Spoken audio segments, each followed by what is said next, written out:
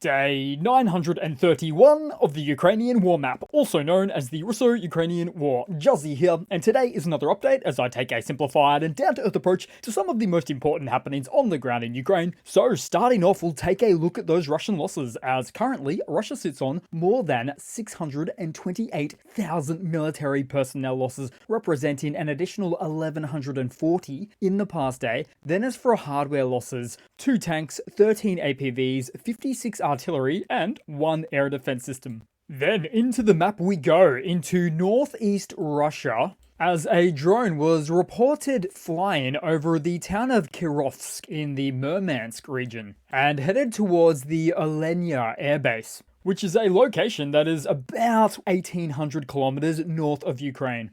Russia reported shooting down 2 drones, with noting that Olenya Air Base houses the long-range Tupolev strategic strike aircraft that are commonly used for firing missiles into Ukraine, thereby making them a probable target for this region. Although with limited reports of drones, this is possibly Russia dealing with Ukrainian recon drones used to gather intel for upcoming targeting. So events like these will almost certainly become more common, with Ukraine previously stating that they'll have a decent longer range drone strike capability by December this year. Plus, events like these also force the aging fleet of the Russian bomber aircraft to keep on the move with additional takeoff and landing, warranting additional support and downtime for maintenance after every additional hour of flight. For instance, the Russian Tu-95 and Tu-160 aircraft positioned at this location generally need about 20 to 30 hours of follow-up maintenance and support, which includes inspections, routine maintenance, repairs, and preparing the aircraft for their next mission. Then headed all the way to Siberia as 2 Russian schoolboys aged 13 and 14 reportedly snuck onto a helicopter landing site at Noyabursk airfield and doused an Mi-8 transport helicopter with a flammable liquid, setting it alight. During a later conversation with law enforcement, the 2 said that they were offered 5 million rubles on Telegram for this act. The Russian outlet Baza additionally reported that a cell phone tower was sabotaged earlier this week for the tidy small sum of 30,000 rubles. And so generally speaking, I'm starting to sense a theme here of Russian allegiance going to the highest bidder. Then also in Russia, a video posted by Russian Telegram channels reveals a long traffic jam of fuel vans on the Moscow Ring Road. The footage, reportedly taken at 6 AM near the Moscow oil refinery, comes after a fire broke out there on September 1st due to a drone attack. Some commenters speculate that the fuel was removed from the refinery in response to the previous attack, leading to what feels and looks like the 1971 US oil crisis all over again. Then moving down on the map to the Glashkovsky district at the west of Ukraine's Kursk incursion, as after almost 5 weeks of the cross-border activities, we now see the Russian forces organize a counterattack to save the district through means of a mechanized column push towards Snegost. And so far, with this increased presence, the outcome remains unclear, although Russia claimed taking back 2 settlements. However, this has not yet been confirmed, and Russia is fairly well known for making inaccurate claims of this nature. We did, however, so far see 1 or 2 vehicles from their armoured column get disabled or destroyed, and there are continued reports of Ukrainian forces targeting the Russian movements with artillery and drones, with a continued focus on the permanent or temporary pontoon river crossings.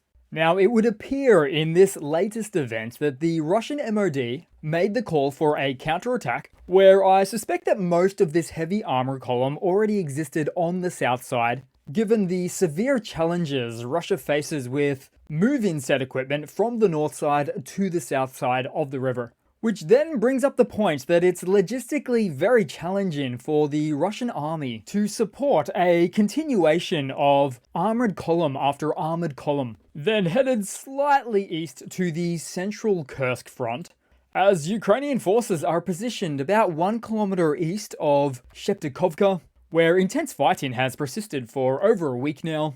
Russian artillery scars and craters are visible via satellite, with a number of heavy combat-related fires continuing in the area. Then almost next door, fighting around Malaya Lochnia has since shifted several kilometers away from the town, though there are some reports of Russian drones active in the area.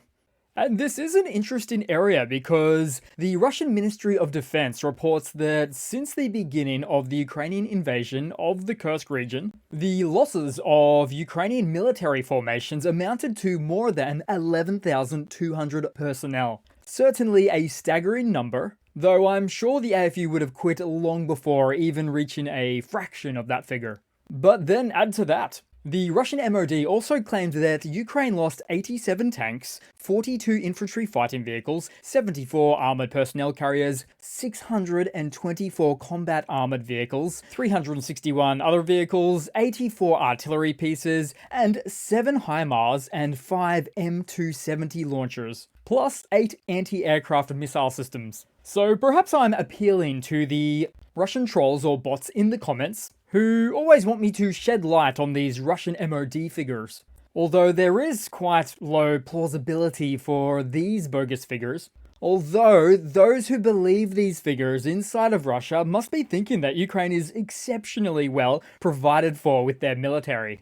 But something that the Russian MOD doesn't provide in way of figures is the looting performed by their very own Russian soldiers inside of Russia, with more examples coming to light, like this shop looted in Kursk. This time a wild berries delivery point in Glashkovo, which is 10 kilometers away from the positions of the Ukrainian army. So it seems quite common now that we have Russian soldiers looting the stores, unashamedly performing their daylight robbery, right in the middle of having captured land to liberate. Then headed down on the map into Ukraine, as the biggest developments in the last day here include the Russian forces taking up new positions north of Ukrainsk. So I'll zoom right into that one there, which is a frontline settlement about 25 kilometers southeast of Pokrovsk. Now, due to some previous and recent difficulty for the Russian forces to expand beyond their positions just southeast of Ukrainsk, it would appear that this maneuver would look to expand their salient front in order to get a better grip on this lower region as a further means to go beyond Nevelska and, as such, complete their southern encirclement. Although, of course, as for now, many square kilometers here remain under Ukrainian control, where abandoning territory can generally only be justified when the garrison faces a serious threat of encirclement. But all eyes should be on this location right here, as it's the only exit point for the AFU where required, and about 5 kilometers worth in length. But then just slightly north of here, as expansion for the Russian army may become a little bit more challenging due to the Zurovka River, which is a little bit difficult to see on this map, with dark mode not doing us too many favors there. But these river locations, extending east and west, are generally pretty well known to slow down Russian movements. Then headed to the Vuhledar direction, located 50 kilometers south of Pokrovsk, the situation remains critical, or at least concerning, with Vuhledar often referred to as a fortress due to its strategic importance that has been under constant Russian attack since the beginning of the invasion, with recent developments confirming Russia's capture of Variana, which will add to the growing pressure of Ukrainian defenses in the area, with Russian forces working the eastern and western flanks pretty heavily, although not a great deal of success on the western flank as things eventuated there. All of which leads the AFU to focusing most of their defensive efforts to the northeast for their long-held Vuhledar positions. Then taking a quick look at a few things on the map we saw a Ukrainian FPV drone targeting a Russian TOS-1A MLRS. There was a time when these Russian bad boys were getting hit once or twice a week. Now it's every month or every other month, due to the small volumes ever being produced. Then also on the map in Kherson, we saw the destruction of a Russian OSA air defense system, though it's not exactly clear how this one was destroyed. Oh, and then with lots of activity on the map, then moving to Russia, as the governor of the Belgorod Oblast reported renewed clashes ongoing in Zhuravlovka, blaming the Ukrainian military in their attempts to break through the border. Some Russian Telegram channels even went as far as to speculate that Zhurlovka is under Ukrainian control already. And whether it is or isn't, it's clearly an operation performed to complement Ukrainian defenses right next door to Russia's Kharkiv offensive.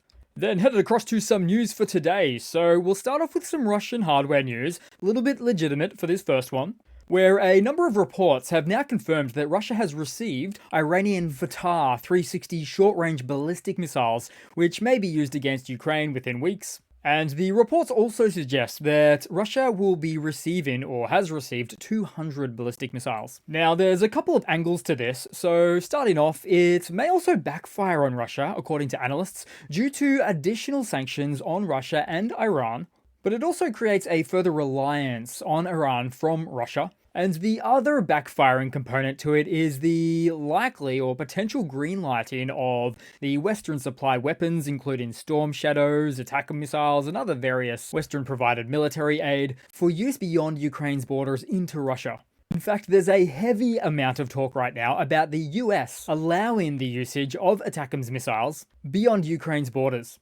But as for the Vuhledar 360 short-range ballistic missiles, they are ground-launched munitions with a range of 75 to 120 kilometers. But then as for accuracy, it is said to have a circular error probable, or CEP, of about 10 to 30 meters, which is roughly 30 to 100 feet. So they're not exactly the highest of accuracy and not the most highest of range either. Which means the initial testing of these weapons are likely to occur inside of Russia, which means that crosses out the option for pretty much all of the east or southeast area. As take for instance, zoom in right into the map, you'll throw out a ruler and we can see that's 120 kilometers right there. So we may instead expect to see some usage on the northern front, where it remains to be seen exactly what sort of impact these platforms will have on the war in Ukraine. And isn't it funny how in Russia obtaining weapons from international partners is seen as totally fine by the Kremlin? But when Ukraine sources weapons from their international partners, it's the reddest of escalation lines. Not forgetting that Russia has obtained missiles from North Korea as well. Then to some more Russian hardware updates, as here we see the Russian Federation armed forces bravely coordinating their Russian T-80 tank, as it quickly moves into a combat position, brakes sharply, and fires direct fire. But there is nuance, as it fires shells without fuses, leading to a lack of detonation, rendering them pretty ineffective as a weapon. But it was all propaganda anyway. Then as for some more Russian hardware news, we continue to see more and more of their tanks being used as artillery platforms, with examples like this under visual cover, cannon tilted upwards, and used as a means to replace a lack of firepower for mortars or other artillery platforms. And although it's not unheard of for the use of a tank in such a way, it's by no means your first choice, as it's difficult to aim and get the accuracy out of it. It's a backup plan. Then to some more news, as everybody's favourite foreign minister, Lavrov, recently clarified the Russian position on its war in Ukraine, stating that it's not about the territories and that they never wanted foreign lands, they just wanted to preserve Russian culture, language, and history. So it's all a part of the recycling of Russia's old narratives. Meanwhile, the Kremlin's thirst for land is unquenchable. And while Kursk territory was getting lost, their preservation of Russian culture and even lands more to it took a complete backseat as they doubled down on the scorched earth of the Donbass, where little if any Russian culture can be found there, except of course for the militaristic lifestyle. Then headed to a couple of quick Russian mobilization blunders today, or at least a couple of RMMB adjacent segments, as Telegram Z blogger Igor Gazenko, aka 13, with over 300,000 subscribers, posted several harsh video messages criticizing the Kremlin and indirectly targeting Putin. Gazenko claims that traitors are sitting in the Kremlin and blamed them for the current situation in Russia, including imprisoning figures like Igor Girkin, Guzenko then expressed his belief that Russia is being betrayed and that it is impossible to imprison everyone who speaks out. So Guzenko is certainly showing the increasingly new sentiment wave across Russia that is at least seething underneath by most Russians. However, it appears he was later silenced because shortly after his messages were deleted. Then to another quick bit of a military blunder, as we have the chronicles of the Russian mobilization right here, as the increase in contract sign-up bonuses to join Russia's SMO has increased in a few regions, including Sverdlovsk, Tatarstan, and Stavropol, as it looks like another uptick for the cheaper regions. So we are continuing to see basic economics 101 playing out here with supply and demand, with an average sign-up bonus reaching 2 million rubles, which is about 20,000 US dollars, for the top 10 highest paid regions in Russia. Moscow, of course, advertised the highest bonus of 2.3 million rubles.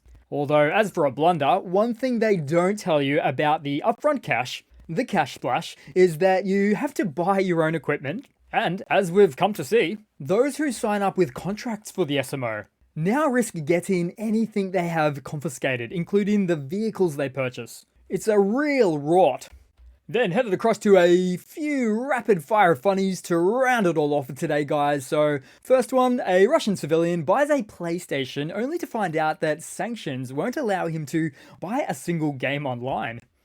Then for another funny, we saw how Kremlin spokesperson Peskov and Akhmat unit commander Abdi Alordinov were contradicting one another, where Abdi Alordinov claimed Russia had already won the SMO, the war, which I've mentioned in a previous video. However, Peskov then raced in to follow up this statement not too long after to clarify that much remains to be done with the SMO. After all, the Kremlin can't just go around saying the SMO is over, otherwise everybody could go home. But then, not long after all of this happening, the same Chechen commander, Alordinov, went on to effectively contradict himself when, just mere days after the initial statement, he then went on to state that Ukraine will try to advance to the Kursk nuclear power plant in the near future. This guy's almost as bad as Kadyrov. Then to a final quick funny, and in the spirit of the continued bite of the sanctions on Russia, a Russian civilian purchased a brand new truck and showed that after only 107 kilometers on the odometer, that it already ran into mechanical problems, with the first gear not engaging. He became understandably quite angry about this. And so many stories exist now of so many corners cut in the production of new Russian vehicles. And to think, the Russian automotive industry already had a bad name for itself before sanctions. So you really wouldn't want to touch these things with a 10-foot pole now. So that's it for today, guys. Thanks again for watching. Please feel free to comment and like. I appreciate all of that and so much more, and I do hope to see all of you guys there in the next one. Cheers!